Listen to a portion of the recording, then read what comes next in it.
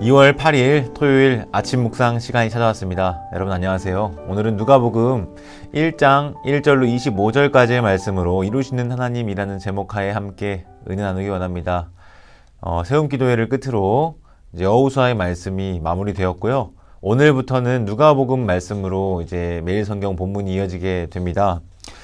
오늘은 1절부터 25절까지 말씀이 본문으로 주어져 있는데요. 1절부터 4절까지는 서론에 해당하는 전체의 서문 부분이고요. 5절부터 25절까지는 세례요한의 출생 예고에 관한 말씀입니다. 거기에 사갈의 반응도 덧붙어 있고요. 내일 본문인 56절까지의 말씀에는 이제 예수님의 탄생 예고와 또 마리아의 반응이 마치 세례요한의 그 이야기와 병행되어 있는 것을 볼 수 있습니다. 그래서 나란히 보는 것이 필요하겠는데요. 그렇게 한번 말씀을 묵상하실 때 고려해서 보시고요. 또 월요일 날에 제가 이어서 말씀을 나눌 텐데 57절부터 80절까지 해서 1장 전체를 함께 살펴보도록 하겠습니다. 1절부터 4절까지의 말씀은 누가복음의 서문이라고 설명을 드렸죠. 놀랍게도 이 헬라어로 보면 한 문장으로 구성이 되어 있습니다. 1절부터 4절까지 이 짧은 서문 안에 책의 주제와 목적 그리고 내용을 담아내고 있는데요. 많은 사람이 시도했다라고 합니다. 뭘 시도했는가? 우리 가운데 성취된 사건들에 대한 서사를 정리하고자 시도했다. 여러분 이 말씀을 보면 그 당시 누가복음이 기록되기 이전의 상황을 엿볼 수 있습니다. 아마 예수님에 관한 이런저런 말들이 기록되어 정리되고 있었던 시기라고 볼 수 있겠는데요. 아마 마가복음을 비롯하여 초기 전통에 대한 기록물들이 파편적으로 흩어져서 회자되고 있었다라고 하는 증언이 되겠습니다. 그런데 주목할 것은 우리 가운데 성취된 사건들이라고 하는 표현입니다. 1절 말씀에 우리 중에 이루어진 사실이라고 하는 표현이 바로 그것에 해당하는데요. 여기에서 이루어지다, 성취되다, 완료되다라고 하는 동사가 하나 언급이 됩니다. 이것은 단지 일어났다라고 하는 뜻이 아니고요. 하나님의 뜻에 따라 성취된 사건을 의미합니다.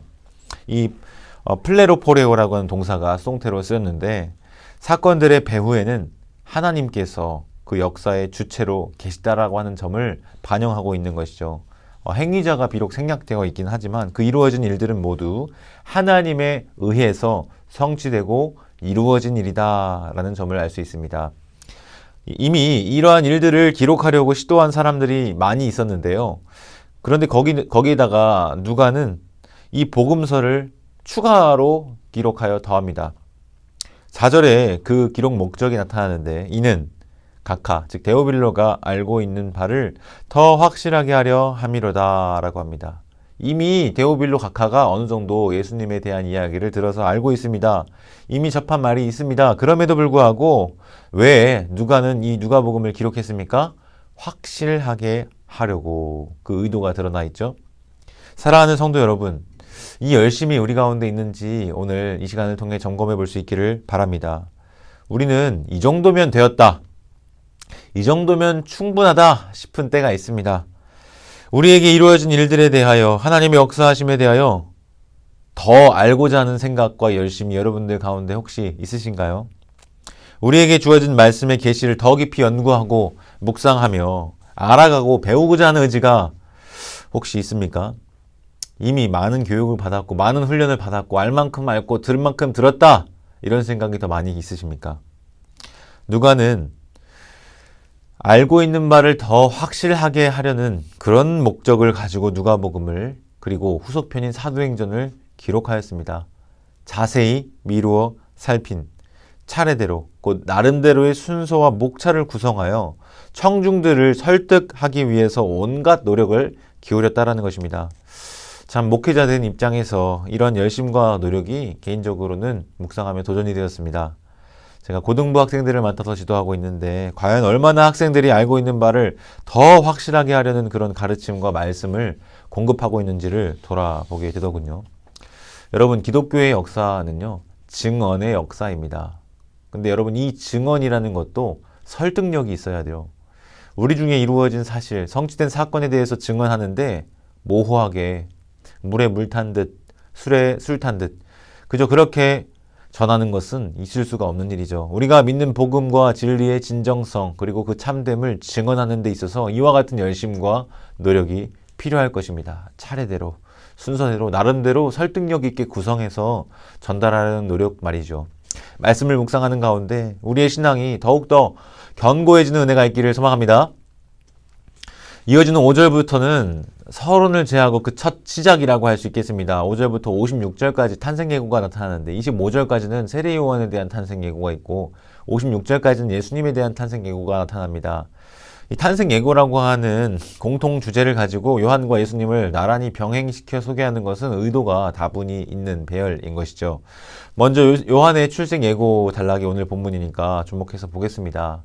앞서 이제 제일 먼저 인물 소개가 나옵니다. 5절에 사가랴는 아비야 반열의 제사장이고 그의 아내 알리사벳은 아론의 자손이다 라고 합니다. 가문이 빵빵하죠.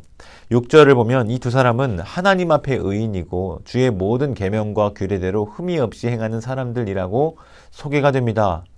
여기까지 보면 문제 없습니다. 그런데 이어지는 7절에 문제가 나옵니다.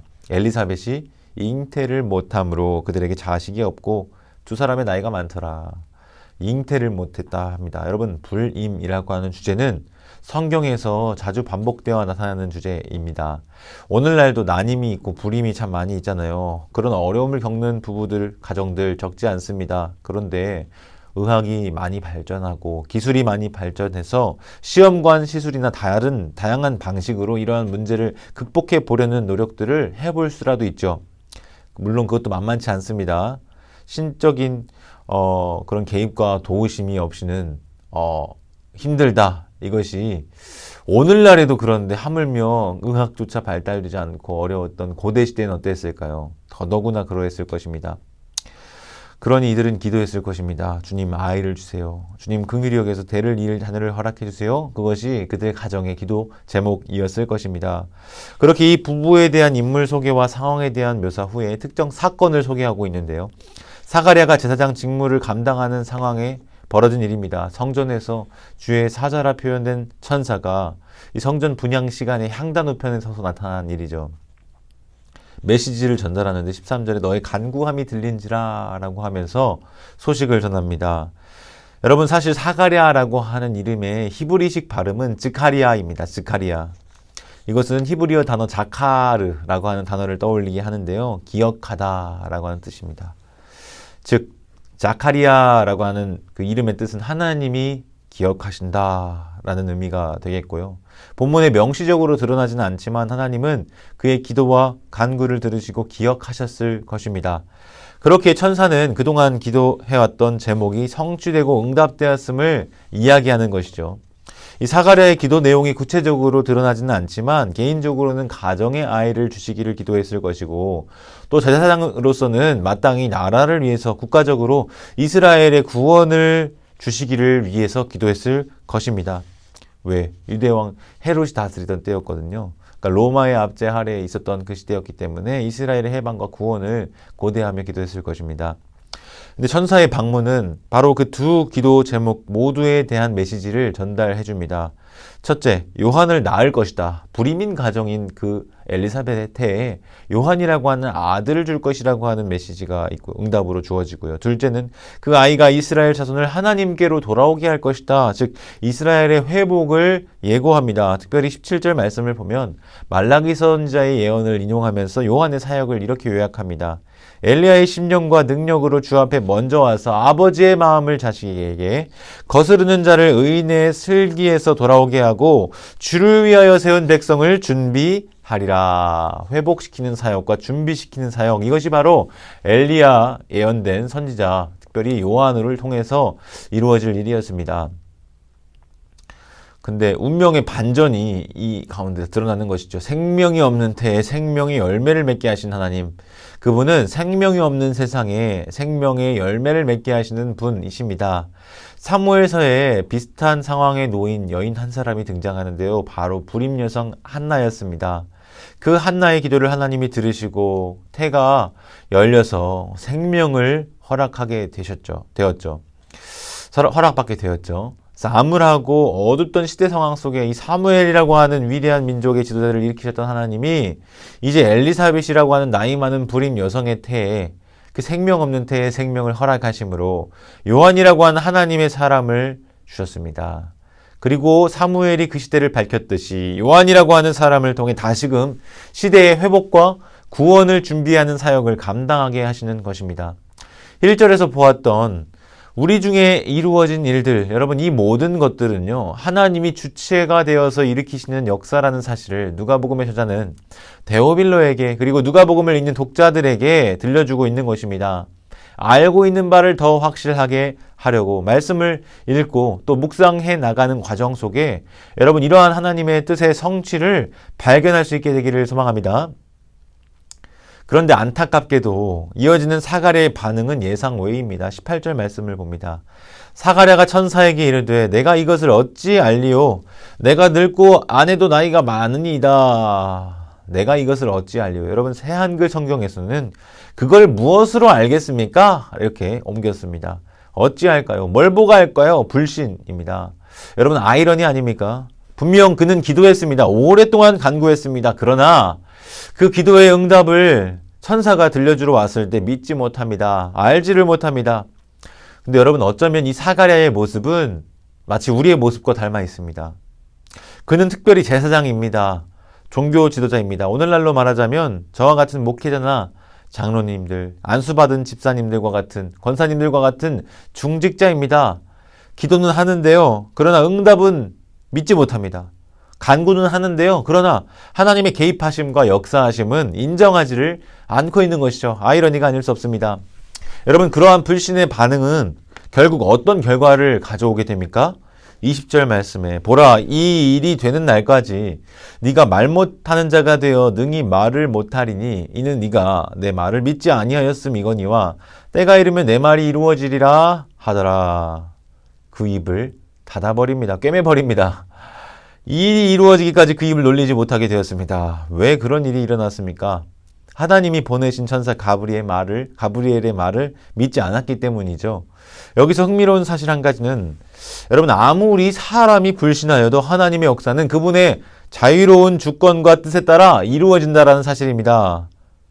반대로 아까 무엇을 봤습니까? 아무리 믿음이 좋아도 의인이어도 하나님이 율례와 계명과 뜻에 흠이 없이 행한다 하더라도 불임일 수 있는 거죠.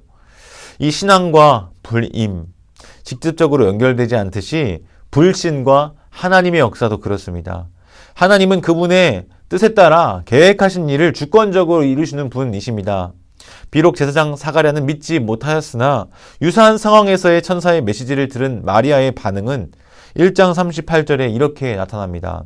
마리아가 이르되 주의 여종이 오니 말씀대로 내게 이루어지리이다 하매 천사가 떠나가니라. 여러분 우리가 드릴 고백은 바로 이것입니다. 제사장이지만 남자지만 사가랴의 그 불신의 반응이 아니라 여자이지만 미성숙하지만 이 마리아의 주의 여종이 오니 말씀대로 내게 이루어지이다 라고 하는 고백이 우리의 입술 가운데 회복되기를 소망합니다. 이를 행하시는 여호와 그것을 만들며 성취하시는 여호와 그분의 뜻대로 이루어 주옵소서. 오늘 하루 그와 같은 믿음의 고백으로 살아가며 이를 이루시는 하나님의 역사를 경험하는 여러분들 하루 또 인생이 되기를 축복합니다. 기도하겠습니다. 하나님 오늘 말씀을 통하여 이를 이루시는 하나님에 대해 생각해보게 하시니 감사합니다. 하나님 이 사가랴에게 특별히 나타나셔서 말씀하셨던 주님의 일하심 오늘날 우리에게도 그렇게 말씀을 통해서 들려주시고 주님의 뜻을 계시해 주시는데 혹시 우리도 믿음 없이 사가랴와 같이 반응하고 있지는 않은지 돌아보며 회개합니다.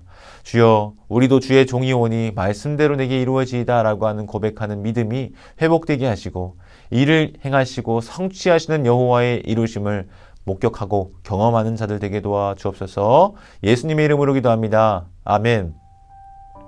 오늘 하루도 주와 동행하는 한 날 되시기를 바랍니다.